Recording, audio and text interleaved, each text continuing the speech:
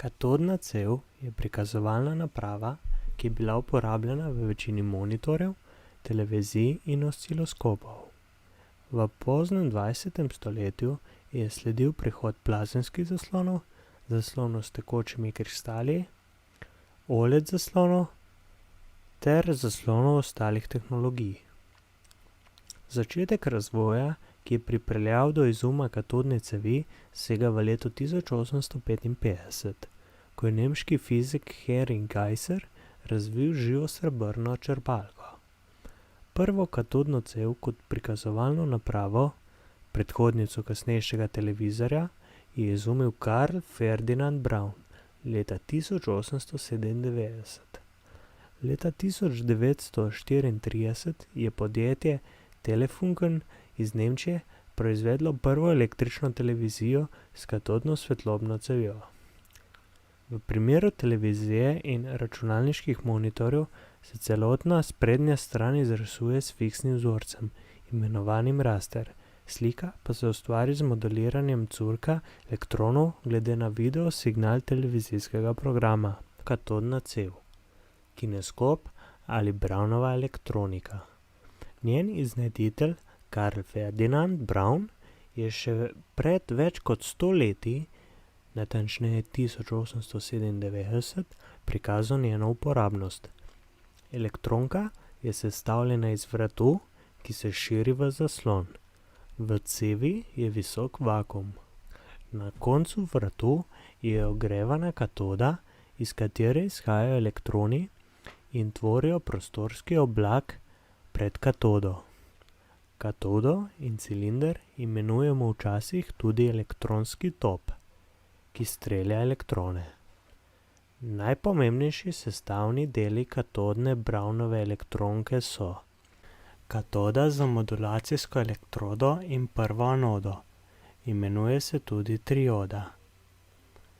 Glavna leča elektroskoptičnega sistema, ki presečišče čim bolj natančno prestika na zaslon in fokusira pramen elektronov na čim manjšo površino. Odklonski sistem, ki omogoča, da pramen elektronov v danem trenutku pada na točno izbrano mesto zaslona. Zaslon, ki ob trku fokusiranega pramena elektronov zasveti z jakostjo, ki je proporcionalna toku in ugasne v dovolj kratkem času po prenehanju vzbujanja. Princip delovanja katodne cevi. Anoda se nahaja neposredno na sami prikazovalni površini in je pozitivno naelektrena, zato privlači elektrone. Da bi elektroni pridobili dovolj energije, je anoda na zelo visokem potencialu glede na katodo, od reda kilovatov pri enobarvnih prikazovalnikih pa do reda 10 kilovatov pri barvnih. Elektrone, ki izhajajo iz katode, oblikujemo oziroma fokusiramo s primerno oblikovanimi elektrodami v ozek curek, ki ima dovolj veliko kinetično energijo, da vzbudi atome fosforja, s katerim je prevlečena prikazovalna površina. Ko se atomi fosforja vračajo v osnovno energetsko stanje, oddajajo fotone v vidnem delu spektra. Neposredno pred katodo je nameščena mrežica iz tanke žičke, ki zmanjšuje intenzivnost bojenega fosforja oziroma še nadalje izostri prižgano svetlobno točko. Katodo, mrežico in elektrodo za fokusiranje s skupnim imenom imenujemo elektronski top. Žarek elektronov odklanjamo elektromagnetno, s tuljavicami, nameščenimi na vratu katodne cevi, ali z vodoravnimi oziroma horizontalnimi in navpičnimi oziroma vertikalnimi odklonskimi ploščami, ki so vgrajene v samo katodno cev. Krmilna mrežica, ki stoji takoj za katodo, skrbi za to, da elektrone, ki izhajajo iz katode, spustimo v preostali del katodne cevi samo takrat, ko želimo na nekem mestu vzbuditi fosfor. Da bi bila pot curka elektronov in s tem čas potovanja skozi katodno cev čim bolj konstantna, je prikazovalna površina nekoliko zavita. So poskušali odpraviti z zvitjem same katodne cevi, kar pa je dalo sprejemljive rezultate le pri zelo majhnih prikazovalnikih. Krmiljenje elektronskega žarka je tokrat tako zahtevno, da ni pričakovati, da bodo takšne izvedbe kdaj komercialno uspešne. Z dodatno elektroniko, ki nadzira velikost anodne napetosti, lahko to zvitost nekoliko zmanjšamo. Povsem odpraviti pa jo ne moremo. Običajna barvna katodna cev vsebuje 3 elektronske topove, vsak za eno od 3 primarnih seštevalnih barv, rdeča, zelena in modra, fosforja. Elektronski topovi so nameščeni v nekakšnem trikotniku, prav tako pa tudi delčki fosforja osnovnih barv. Da zagotovimo, da ustrezen elektronski top zadane pravi delček fosforja, je med elektronskimi topovi in fosforjem nameščena kovinska maskirna mrežica z luknjicami. Elektronski curek iz na primer rdečega elektronskega topa lahko potem, ko potuje skozi maskirno mrežico, zadane le rdeči fosfor. Intenzivnost posameznih barv dosežemo z nadzorom jakosti curka elektronov, s čimer dobimo praktično neomejen nadzor nad številom prikazovalnih barv. Pri visoko ločljivostnih prikazovalnikih sta običajno 2 ali 3 trojčki elektronskih topov. Poglejmo si posnetek osveževanja slike, snemano z super počasno kamero, ki premore zajem 1200 slik na sekundo. To pomeni, da pri 50-hertznem osveževanju zajame v eni sekundi kar 24 osvežitev zaslona. Horizontalnega osveževanja ne vidimo, saj bi potrebovali veliko več slik na sekundo. Horizontalna osvežitev pri televizijah znaša reda 10 kHz in če privzamemo, da ima ta televizija recimo 50 kHz horizontalno osveževanje, bi potrebovali kamero z 50.000 slikami na sekundo, če bi želeli videti izris posamezne vrstice v eni sekundi. Pa si poglejmo še nekaj enačb. Iz žareče katode izstopajo elektroni, ki jih jakost polja med anodnim prstanom in katodo povleče v pospešeno gibanje.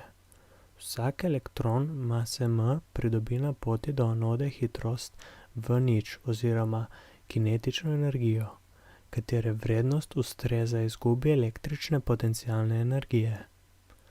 To nakazuje sledeča enačba. Elektron zaradi vztrajnosti zleti skozi prstan in nadaljuje pot s hitrostjo v0. Ko pride do odklonskih plošč, vstopi v električno polje jakosti EX, ki je ustrezna minus napetost med ploščama, ulomljeno z razdaljo med ploščama. Med ploščama se elektron pomudi le za čas dolžine plošč, ulomljeno z hitrostjo v x smeri elektrona. V tem deluje sila Fx oziroma naboj elektrona krat napetost med ploščama, ulomljeno razdalja med ploščama, ki ga pospešuje v desno s stalnim pospeškom Ax, ki ustreza naboju elektrona krat napetost med ploščama, ulomljeno masa elektrona krat razdalji med ploščama.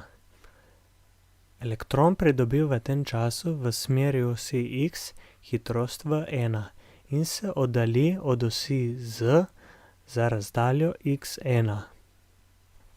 Med odklonskima ploščama se giblje elektron po paraboli, kakršno poznamo pri poševnem metu. Pri njem je parabola obrnjena v tla, kamor kaže sila teže. Tu pa je obrnjena v smer električne sile.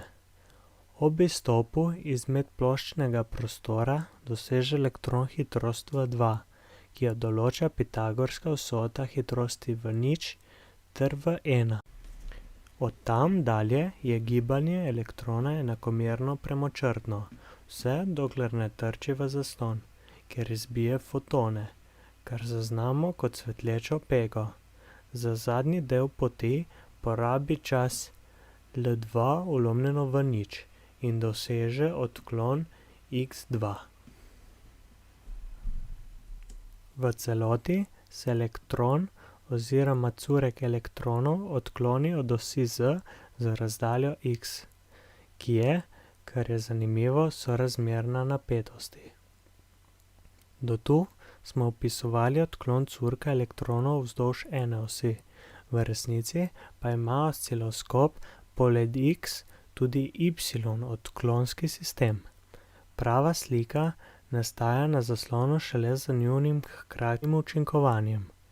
Kadar opazujemo določeno napetost V v odvisnosti od časa, je en par odklonskih plošč vzbujan z žagasto napetostjo, ki skrbi za enakomerno pomikanje elektronskega curka od ene k drugi strani zaslona. Drug par pa je vzbujan z opazovano napetostjo in vodi curek v smeri druge koordinatne osi. V takem primeru se na zaslonu zariše krivulja oziroma funkcija y od x, ki je takšna, kot smo jo vajeni risati na papir ali tablo. Čeprav so na katodni cevi osnovani računalniški monitorji in televizije predstavljali temelj tehnologije zaslonov več desetletij, veljajo danes za mrtvo tehnologijo. Povpraševanje po katodnih zaslonih je začelo močno upadati od leta 2000 dalje. Glavni razlog za upad povpraševanja je hiter razvoj in nižanje cen tehnologije LCD. Najprej se je vse skupaj začelo pri računalniških monitorjih, nato pa še pri televizijskih zaslonih. CRT tehnologija kljub nedavnem napredku ostaja relativno težka in nerodna ter v primerjavi z drugimi tehnologijami zavzame veliko prostora.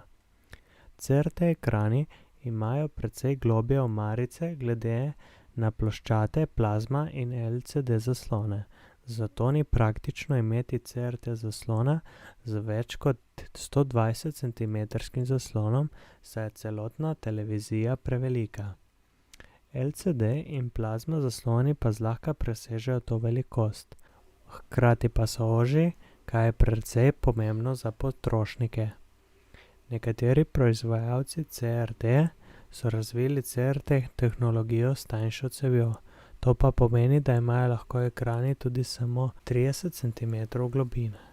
V predelavi elektronskih odpadkov veljajo katodne cevi za enega najtežjih vrst za recikliranje, saj imajo razmeroma visoke koncentracije svinca in fosforja.